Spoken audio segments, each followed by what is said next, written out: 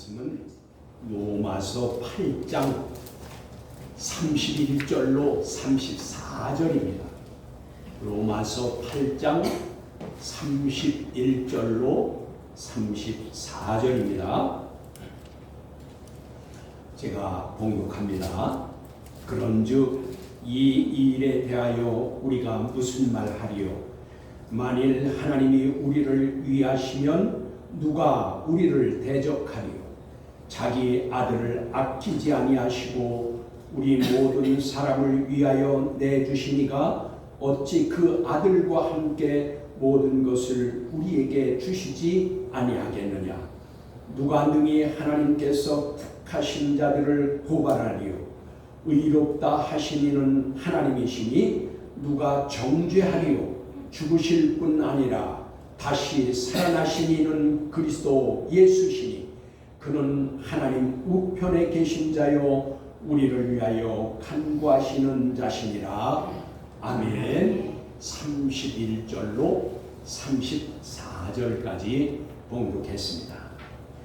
영과 진리로 예배하여 하나님 아버지께서 받으시기에 합당한 예배가 되고 하나님의 임재하심을 체험하는 은총의 시간이 되기를 간절히 원합니다. 오늘 말씀의 주제는 칭의롭다 한 신자는 고발당하지 않습니다. 하나님께서 칭의롭다 한 신자는 고발당하지 않는다. 그것이 오늘 주제입니다. 오늘 본문 31절의 말씀에 그런즉 이 일에 대하여 우리가 무슨 말하리요?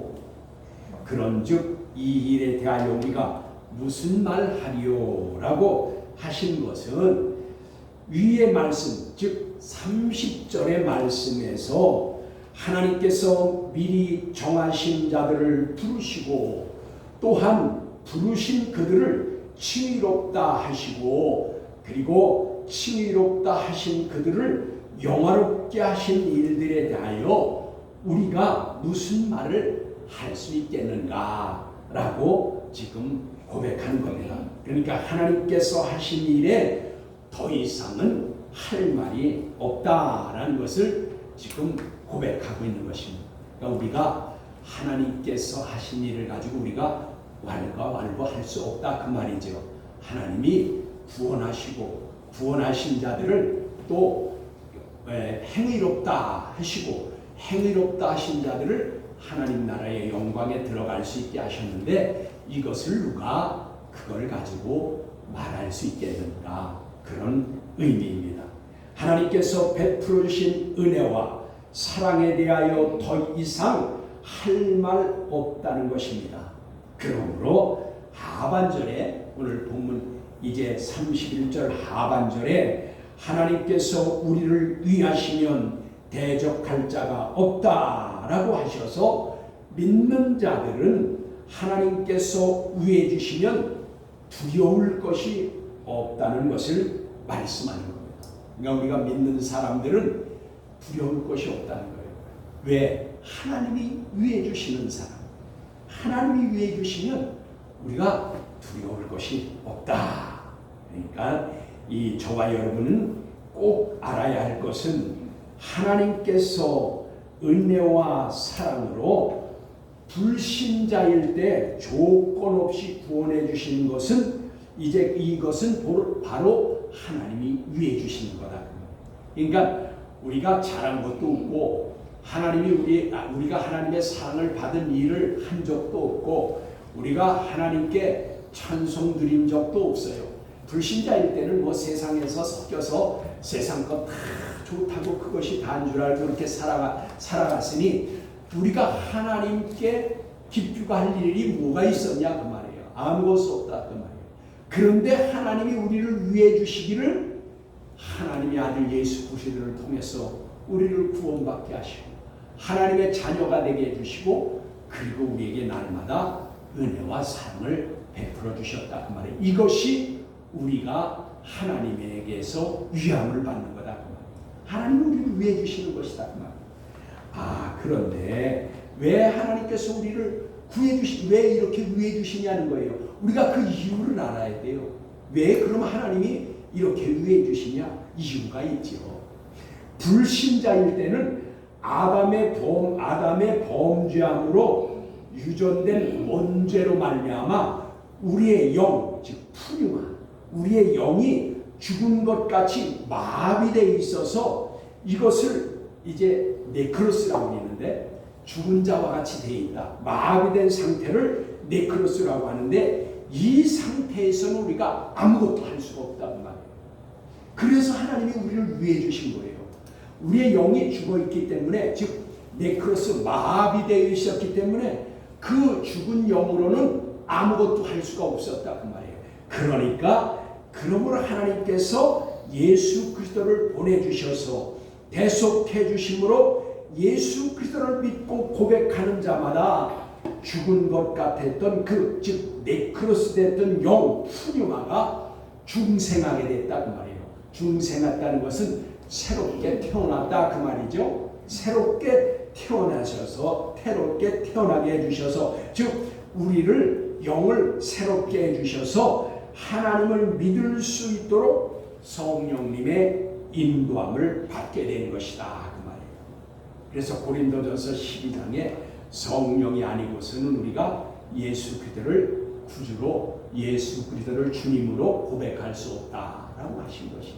그러니까 우리가 이와 같이 하나님이 위해 주심으로 죽었던 영, 네크로스됐던 영이 살아나서 다시 태어나게 돼서 우리가 예수 그리스도를 믿고 마음에 믿고 고백함으로 하나님의 자녀가 되게 해주셨다 그 말입니다. 이것이 전적인 하나님의 은혜와 사랑인 것입니다. 하나님의 위함을 받은 것이에요. 우리가 전적인 은혜와 사랑을 받았다 그 말이에요. 이것에 대해서 그 누구도 또 사탄도 대적할 수 없게 하신 것입니다. 그래서 오늘 그 하반절에 이제 우리에게 아무도 대적할 수 없게 해주셨다. 그것이 누구든 간에, 그리고 사탄일지라도 대적할 수 없게 해주셨다. 이것이 바로 은혜 언약, 디하데케라고 하는데 은혜 언약의 관계인 것입니다. 그러니까 하나님과 우리는 은혜 언약의 관계 때문에 예수 그리스도로 말미암아 우리에게 위해 주셔서 우리를 구원해 주셨다 그 말이에요. 그러나 예수 그리스도를 믿음으로 말미암아 영, 즉 푸뉴마, 영이 중생에서 새롭게 되어 신자가 된 자들은 성령님의 인도하심으로 말씀을 지켜 행할 수 있게 된 것입니다. 자, 우리는 죽어서 영이 죽어 있을 땐, 네크로스 되어 있을 때는 아무것도 할 수 없다고 했어요. 그런데 지금 영이 새롭게 되어서, 새롭게 태어나서 우리가 성령의 인도하심을 받게 되고 하나님의 말씀을 우리가 받게 됐다 그 말이에요. 왜요? 예수 믿지 않을 땐 세상에 있어서 우리가 성경을 읽거나 성경을 하나님의 말씀으로 믿지 않았잖아요. 그리고 예수님의 말씀도 듣지 못했어요. 그러나 이제는 우리의 영이 새롭게 됨으로 내가 예수를 믿고 하나님의 자녀가 돼서 성령이 우리에게 오셨고, 그리고 하나님의 말씀이 주어졌다 그 말이에요. 성경 말씀이 우리에게 있다 그 말이에요. 그러니 이것은 다시 말하면 신자로서 신자답게 믿음으로 살아야 할 의무가 생겼다 그 말이에요. 여러분, 옛날에는 우리가 불신자니까 하나님하고의 그 관계에 있어서 의무가 이제 없었다 그 말이에요. 그런데 이제는 예수 믿고 하나님의 자녀가 됐으니까 신자답게 살 의무가 생겼다 그 말이에요. 신자는 신자답게 살아야 된다 그 말이에요. 예수 믿었는데 세상에 살 때와 똑같이 살아서는 안 된다 그 말이에요. 예수 믿은 사람은 예수 믿은 사람답게 살아야 한다. 그러므로 이것을 성경에 말씀하시기를, 즉 이것은 행위 언약이 이제 우리에게 주어진 겁니다. 아까 은혜 언약은 죽어있던 영 때문에 아무것도 할 수 없으니까 하나님이 해주셨어요. 하나님이 해주신 것은 전적인 은혜와 사랑으로서 은혜 언약이라고 했어요. 그런데 이제 말씀과 성령이 우리에게 주어지심으로 우리에게 이제 의무가 생겼다고 했어요. 그런데 이것이 바로 행위 언약, 하나님과 우리가 서로 언약을 맺기를 행위 언약, 의무가 생긴 것을 해야 된다 그 말이에요. 이것이 행위 언약인데 이것에 대해서 성경에 말씀하십니다. 하나님의 말씀하십니다.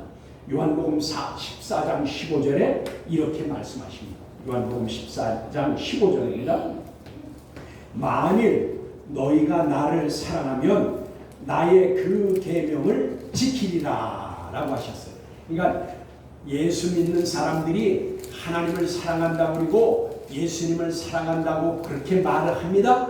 그런데 너희가 정말 나를 사랑하면 나의 그 계명을 지키는 자라. 여러분 말로 하나님을 사랑한다고 그러고 말로 예수님을 믿는다고 하면서도 그 계명, 나의 그 계명, 즉 하나님의 계명을 지키지 않으면 그것은 사랑하는 것이 아니다 그 말이에요. 우리가 요즘 말로 립서비스 하는 거예요. 립서비스 그냥 안 하니만 못 이제 안 하는 것보다는 나니까 립서비스를 한다 그 말이에요. 그것 가지고는 안 된다 그 말이에요. 그래서 여기 우리가 그리고 나서 또 그뿐 아니고 또 말씀하십니다. 요한일서 5장 3절에 이렇게 말씀하십니다. 요한일서 5장 3절에서는 조금 더 구체적으로 말씀하십니다. 하나님을 사랑하는 것은 이것이니 아주 못 박네요. 하나님을 사랑하는 것은 이것이니 우리가 그의 계명을 지키는 것이다. 여기는 더 구체적으로 말씀하시네요. 그 하나님을 사랑하는 것은 이것이니 우리가 그의 계명을 지키는 것이다. 그리고 그의 계명은 무거운 것이 아니라. 그러니까 여러분 하나님께서 우리에게 무거운 멍에로서 할 수 없는 것을 하라고 하시지 않는다 그 말이에요. 그 말씀은 무겁지 않다 그 말이에요. 가볍다. 우리가 할 수 있는 것들이다 그 말이에요. 그것이 뭐예요? 하나님 사랑과 이웃 사랑이 강령이죠. 하나님 사랑과 이웃 사랑을 해라 그 말이에요. 이것이 무거운 것이 아니다 라고 지금 말씀하는 겁니다. 그래서 하나님의 말씀을 지키는 자가 사랑을 받게 되고 하나님과 예수님과 성령께서 오셔서 함께하는 것을 또 말씀하시는데 우리가 한 구절을 또 찾아보겠습니다. 한 구절 요한복음 14장 23절에는 조금 더 구체적으로 얘기합니다. 아까 이제 요한복음 14장 15절과 그 다음에 요한일서 5장 3절보다 지금 요한복음 14장 23절에서는 더 구체적으로 우리에게 알려주시기를 이렇게 말씀하십니다. 예수께서 그에게 대답하여 말씀하시기를 만일 사람이 나를 사랑하면 내 그 말을 지키리니 여기서도 계속 그 말씀이시네요. 만일 믿는 자가 예수 믿는 신자가 나를 사랑한다고 하면 그가 내 말을 지키니 그리하면 내 아버지께서 저를 사랑하실 것이요. 그러면은 하나님께서도 사랑한대요. 하나님께서도 사랑한대요. 그리고 뭐라 그래요? 또한 우리가 저에게 와서 여기 우리가 그랬어요. 우리가 우리는 누굴까요? 예수님과 성령님과 하나님을 말하는 거예요. 성부, 성자, 성령. 그러니까 우리가 저에게 와서 즉 하나님과 예수님과 성령님이 그 하나님을 사랑해서 계명을 지키는 자에게 와서 저와 함께 거처를 함께하리라. 여러분 거처가 뭐예요? 함께 산다는 거예요.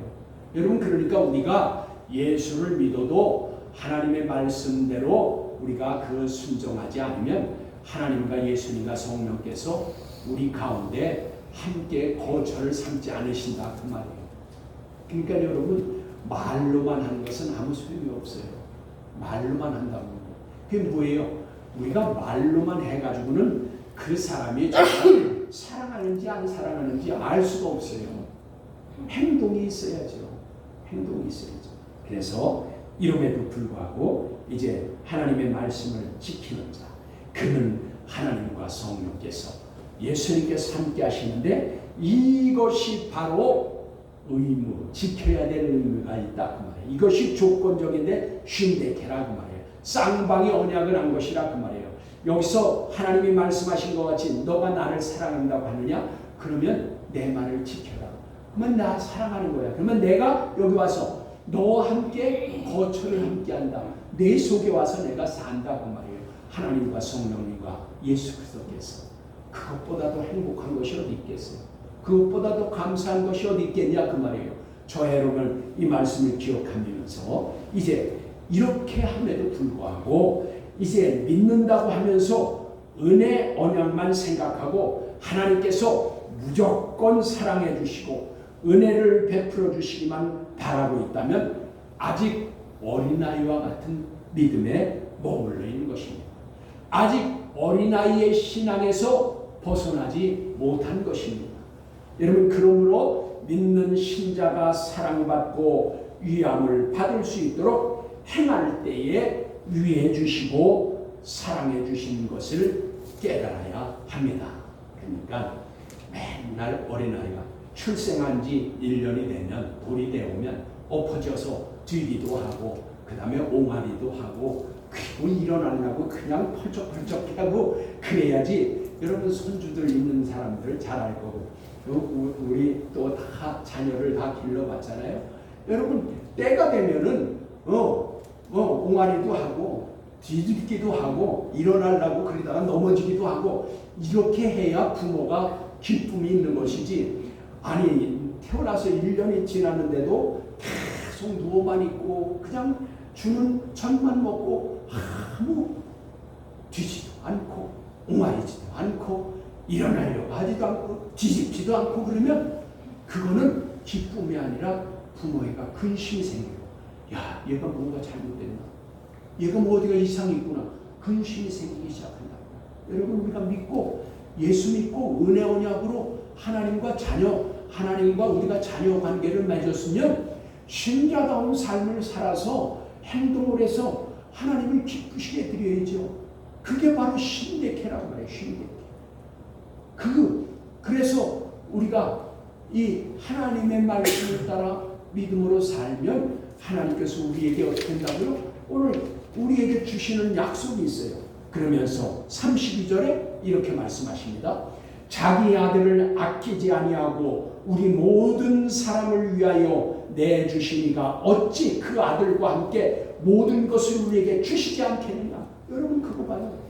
하나님이 신대케의 언약을 따라서 믿은 신자가 하나님의 말씀을 따라 그 계명을 지키려고 하고 하나님 사랑과 이웃 사랑을 하면서 살면 여기 뭐라고 하셨어요?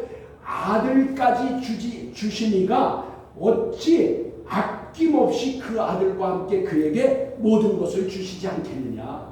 하나님이 이렇게 말씀하시잖아요. 하나님을 기쁘시게 되면 세상의 모든 것이 자기 것이 된다는 말이에요. 제가 청년 때에 그 말씀을 믿었어요. 믿고 단순하게 그래서 인생의 우선순위를 다 거기에 뒀어요. 그래서 나는 데이트한 거 있잖아요. 데이트하는 것보다 그 순서를 우선 뒀어요. 난 진짜 그렇게 살았어요. 해봤습니다. 데이트하는 순서보다 내가 주일날 교사로 성가대로 봉사하면서 교회 일을 그거 하는 거를 우선순위를 1순위를 뒀어요. 그 다음에 다음 순서를 뒀어요. 제가 그렇게 살았더니 하나님의 사랑을 받잖아요. 제가 목회자가 되리라고 누가 생각했어요. 저를 목회자 하라고 그럴 때 나는 그 바보 같은 소리 하지 말라고. 아니 믿음 조금 좋은 사람 다 목회자 하면은 세상에 누가 성도하냐고 누가 신자냐고 다 목사해야지. 그래서 난 내가 있는 자리에서 최선을 다하면 하나님이 기뻐하신다. 정말 그래요 여러분. 그런데 어쨌든 우리가 하나님을 기쁘시게 할 수 있다면 행복한 사람입니다. 그러면 여기 하나님께서 아들을 주시니까 주시지 못할 것이 뭐 있겠냐 그 말이에요. 다 주신다 그 말입니다. 그래서 하나님께서는 창세전에 택하신 모든 자들을 위해 아들 예수 그리스도를 아끼지 아니하시고 십자가에서 대속해 주시도록 이제 하셨습니다. 그게 이제 마태복음 20장 28절의 말씀이에요. 우리를 대속해 주시도록 하셨어요. 그리고 그 예수 그리스도를 믿고 고백하는 자마다 자녀 삼아 주셨어요. 이게 이제 요한복음 1장 12절의 말씀 아니에요? 네, 그렇게 하나님 자녀 주셨어요. 이런 하나님께서 모든 것을 그 아들과 함께 우리에게 주시겠다고 선포하시는 것입니다. 그런데 여기에서 32절 끝에, 오늘 본문 32절 끝에 주시지 아니하겠느냐라고 했어요. 그런데 이 주시지 아니하겠느냐라는 것은 카리스테타이를 했어요. 이 카리스테타이라는 그 의미는 무엇을 내포하고 있냐면 하나님께서 미래의 하늘나라에서 주실 것이다. 여기 주신다는 것은 이 땅에서도 주시지만 미래의 하나님 나라에서도 주신다는 거예요. 그러니까 여러분, 우리가 하나님을 기쁘시게 되는 삶을 살면 이 땅에서도 필요한 것들을 주시지만 미래의 하나님 나라에서 주신다 그 말이에요. 그러니까 땅에서의 행복과 하나님 나라에서 행복을 누릴 수 있게 해주신다는 거예요. 하나님이 고작 이 땅에서만 그 약속을 이루게 하는 것이 아니라 영원한 하나님 나라에서도 약속하신 것을 누리게 하신다 그 말이에요. 그래서 여기 주시겠다, 주시지 않겠느냐라고 한 것이 바로 그 말이에요. 카리스테타이가 천국에서까지 우리에게 주실 것을 말씀하는 겁니다. 그러므로 우리가 오해하지 말아야 할 것은, 그러나 여기서 꼭 오해하지 말고 들어야 할 것이 하나 있습니다. 예수 그리스도를 믿어 하나님의 자녀가 되게 하신 은혜 언약과 같이 미래의 하늘나라에서도 은혜를 거저 주실 것으로 말하는 것은 아닙니다. 우리가 예수 믿어서 하나님의 자녀가 되는 것은 죽었던 영 때문에 아무것도 할 수 없으니까 그냥 은혜와 사랑을 주셨지만, 신자가 된 우리에게는 무조건적으로 천국에 갈 수 있게 하시지는 않는다 그 말이에요. 그것을 지금 말씀드리고자 하는 것입니다.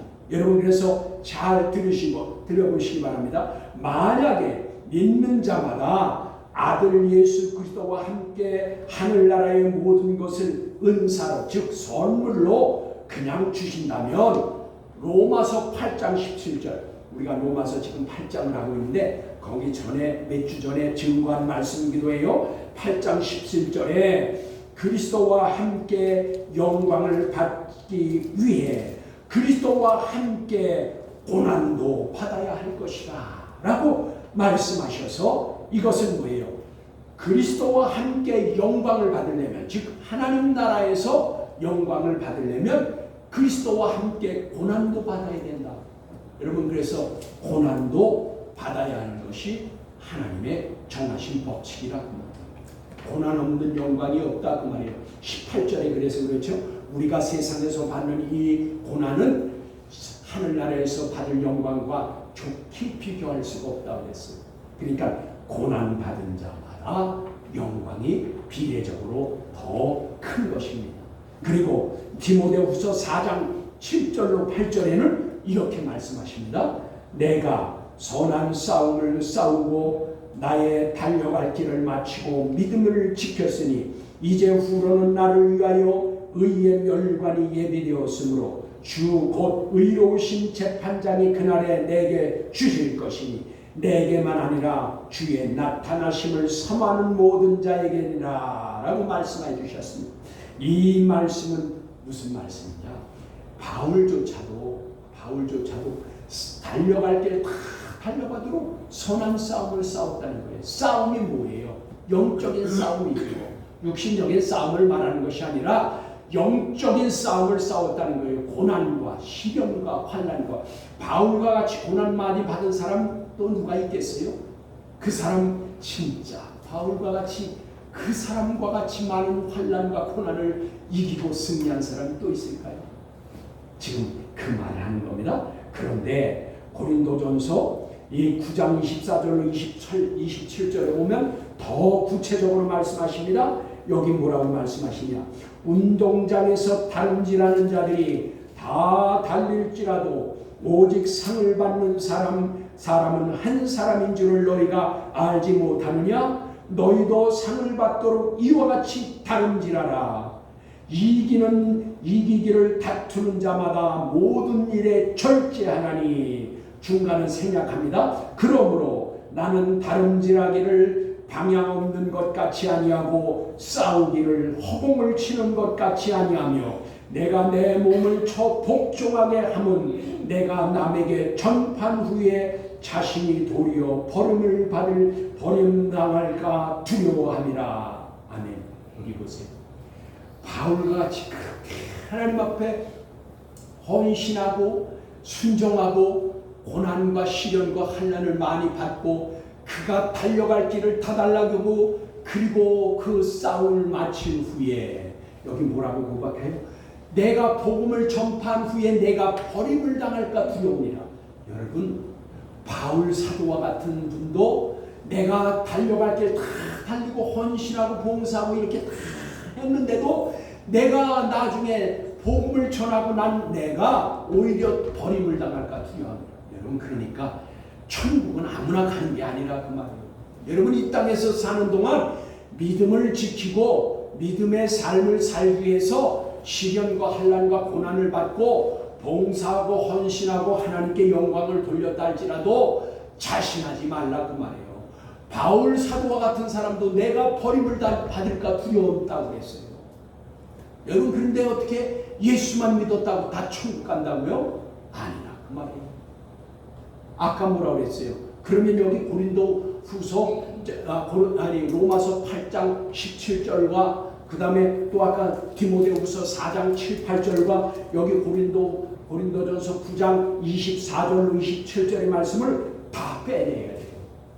은혜 언약만 생각하면. 그래서 여러분, 만약에 은혜 언약대로 그것이 다 예수만 믿고 하나님의 자녀가 됐다고 해서 다 천국 간다고 그러면 지금 이 말씀드린 거 이거 다 성경에서 빼버려야 된단 말이에요. 여기는 다 뭐예요? 믿음을 지키기 위해서, 믿음으로 승리하기 위해서, 말씀을 따라 살기 위해서 시련과 고난과 환난을 받았는데 왜 그랬겠냐 그 말이에요. 주님이 그랬잖아요. 나와 함께 영광을 받으려면 천국에서 영광 받는 거죠. 나와 함께 영광을 받으려면 고난도 받아라 그 말이에요. 이 고난은 내가 잘못해서 받는 고난을 말하는 게 아니죠. 내가 믿음을 따라 살기를 위해서 올바로 신앙생활을 하다가 받는 시련과 환난과 고난을 말하는 거예요. 내가 잘못하고선 받는 고난은 그거는 고난이 아니다 그 말이에요. 그거는 뭐예요? 그거는 징벌이에요. 징계예요. 여러분, 징벌, 징계하고 고난하고는 다른 겁니다. 내가 믿음을 따라 살기를 원해서 그렇게 살다가 받는 고난이 고난이고 내가 잘못해서 받는 건 징계하고 징벌이라 그 말이에요. 여기 지난주 설교에도 말이에요. 여기 말씀드렸는데 협력하여 선을 이루는 것은 하나님께서 협력하여 선을 이루어 주신다고 그랬잖아요. 그 협력하여 선을 이룬다는 것이 뭐라고 했어요? 그 원문의 뜻을 충실히 의미적으로 번역하면 하나님이 협력하여 예수 그리스도의 신앙의 인격을 닮아가도록 하는 것이 선을 이루는 것이다 그 말이에요. 하나님이 그냥 우리에게 도와줘서 우리가 바라는 일들마다 다 잘되게 하는 것이 선이 아니라 그 말이에요. 무슨 말인지 알겠죠? 하나님이 무조건 세상적인 일, 육신적인 일들을 다 잘되게 해주는 것만이 선이 아니라 하나님께서 협력해 주셔서 우리의 신앙 인격이 예수님을 닮아갈 수 있도록 해주시는 것이 진정한 선을 이루는 것입니다. 여러분, 여기 33절에 이렇게 말씀하십니다. 본문 33절입니다. 누가 능히 하나님께서 택하신 자들을 고발하리요 의롭다 하시니는 하나님이시니라고 하였습니다. 이 말씀은 칭의롭다고 하시니는 하나님이시니 누가 반대하여서 하나님께서 택하신 자들을 고발하겠느냐 그런 뜻입니다. 그러니까 31절에서 하나님께서 위해 주시는 믿는 신자라면 대적할 자가 없고 그 다음에 오늘 지금 33절에 하나님께서 택하셔서 구속해 주신 자들을 아무도 고발할 수 없다고 한 것입니다. 대적할 자도 없고 고발할 자도 없다. 하나님께서 의롭다고 칭찬해 주신, 칭해 주신 그런 자들을 고발할 수 없다는 것을 지금 말하는 것인데 야고보서 2장 1절에 믿는 믿음을 하나님께서 에베소 2장 8절과 같이 선물로 주셨고 그 선물로 주셔서 예수 그리스도를 믿는데 요한복음 1장 12절과 같이 하나님의 자녀가 되게 하셨다 그 말이에요. 예수를 믿음으로 하나님의 자녀가 되게 하셔서 인류의 조상인 아담의 유전죄를 이제 로마서 5장 12절과 베드로전서 1장 18절과 같이 거기서와 같이 용서받게 해주셨다는 말이에요. 그러니까 주 예수 그리스도로 말미암아 우리가 원죄인 인류 조상의 그 아담으로 지은 원죄로부터 우리를 죄 사함 받게 하셨는데, 이것이 로마서 15장 12절과 베드로전서 1장 18절과 같이 주님께서 단번에 우리를 용서해 주셨단 말이에요. 주님께서 자신을 제물로 드림으로 우리가 용서함 받았다 그 말이에요. 그러나 여기서 중요한 것이 있습니다. 원죄 즉 유전죄는 예수 그리스도를 믿어서 용서받아서 고발당하지 않지만, 신자된 자가 신자된 이후에 자신이 짓는 자범죄는 스스로 자백해서 즉 회개하지 않으면 용서받지 못하여서 정죄 심판을 당하게 됩니다. 그러니까 여러분, 예수를 믿어 은혜로 디아데케 은혜 언약으로 아담의 원죄를 용서받은 그 원죄는 다시 회개할 일이 없어요. 그거는 하나님이 해주신 거예요. 그건 그래서 완전한 구원이에요. 그런데 우리가 신자된 후에는 우리가 지은 죄는 하나님께서 회개하여야만 용서해 준다 그 말이에요. 내가 지은 죄는 내가 회개해야 된다 그 말이에요. 아까 죄는 그거는 내가 진 죄가 아니고 아담의 진 죄가 유전된 것이니까 하나님이 예수 그리스도를 믿고 순종하면, 마음에 믿고 고백하면 그 죄는 그냥 용서해 줘요. 내가 이 지은 자범죄는 내가 지었기 때문에 내가 스스로 죄를 회개하여야 용서받는다 그 말입니다. 그래서 자범죄와 원죄는 다른 것입니다. 그러므로 여기 보니까 이렇게 이제 여기 하나님께서 용서해 주시는 것은 자범죄는 스스로 자백해야만 용서를 해 주신 것입니다. 그래서 야고보서 2장 8절로 9절을 보시면 이렇게 말씀해요. 너희가 만일 성경에 기록된 대로 내 이웃을 사랑하기를 내 몸과 같이 하라 하신 최고의 법을 지키면 잘하는 것이거니와, 만일 너희가 사람을 차별하여 대하면 죄를 짓는 것이니 율법이 너희를 범죄자로 정죄하리라. 여러분, 신자가 된 후에는 남을 차별하여 대하면 그거는 하나님께서 범죄자라고 해서 정죄를 하시는 거예요. 그러니까 우리가 예수 믿는 사람은 남을 차별하면 안 돼요. 여러분, 나보다 못한 사람 깔보거나, 나보다 못 사는 사람 깔보거나, 나보다 많이 적게 가지고 있다고 무시하고 깔보거나 그러면은 하나님 그것을 뭐라 그래? 여기는 뭐 이렇게 말씀하시네요. 율법이 너희를 범죄자로 정죄하리라. 이것은 그래서 교회 안에서는, 세상에서는 차별받아도 교회 안에서는 차별을 당하지 않아야 된다 그 말이에요. 하나님이 차별하는 것을 이렇게 싫어해요. 범죄자로 해가지고 여기 보니까 정죄를 당하리라 그렇게 하셨다 그 말이에요. 이러한데도 말씀에 지식이 없으면 예수 그리스도를 믿으면 모든 죄를 다 용서받은 줄로 오해하여서 왜 이렇게들 말해요? 우리의 과거 죄와 현재의 죄와 미래의 죄까지도 다 용서받았다고 성경에도 없는 말을 해요. 저는 깜짝 놀랐어요. 제가 아는 오늘 유명한 목사님이 부흥회 때 그런 설교를 해요. 우리가 예수 믿어서 이제 구원받아서 우리는 천국에 갑니다. 우리는 천국 백성입니다. 그래서 예수님께서 십자가에서 죽어주심으로 우리의 과거죄와 현재죄와 미래의 죄까지 다 용서해 주셔서 우리는 천국 갈 것입니다. 그 성경에 없는 말이에요. 그 말을 어떻게 그렇게 용감하게 하는지 몰라요. 오늘 말씀 봤잖아요. 과거의 죄는 용서해 주셨어요. 현재의 죄도 내가 하나님 앞에 회개해야 용서해 주셔요. 현재 죄는 내가 예수 믿은 신자잖아요. 자녀잖아요. 그러니까 내가 회개하지 않으면 용서 못 받아요. 근데 어떻게 현재 죄도 그냥 회개하지 않았는데 어떻게 용서해요? 그리고 더군다나 미래의 죄도 용서해 준다고요? 미래의 죄 용서 받을지 안 받을지 그 사람이 회개할지 안 할지 어떻게 알아요? 어떻게 성경에도 없는 얘기를 그렇게 용감하게 하는지 몰라요. 여러분, 그 얘기는 다 거짓말입니다. 과거죄와 현재죄와 미래죄까지 용서 다 받았다는 거 아닙니다. 여러분 성경에 그런 말은 없습니다. 그러므로 34절에 이렇게 말씀하십니다. 오늘 본문 34절입니다.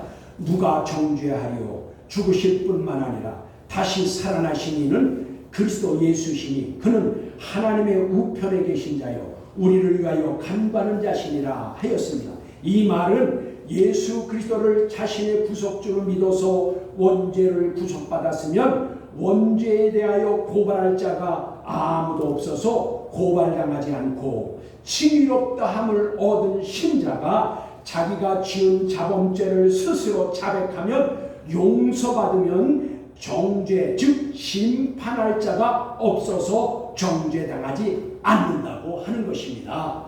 그러니까 회개하지 않으면 정죄받지만 회개하면 정죄받지 않는다 그 말이에요. 그래서 하나님께 진실로 회개하라 그 말입니다. 그러므로 중요한 것은 원죄의 문제는 염려할 것이 없으나 살면서 죄 짓는 것은 짓지 않기를 힘써야 되고 죄 짓지 않기를 힘써야 되고 만일 죄를 지었을 경우에는 스스로 자백하여서 용서를 받아야 하는 것입니다.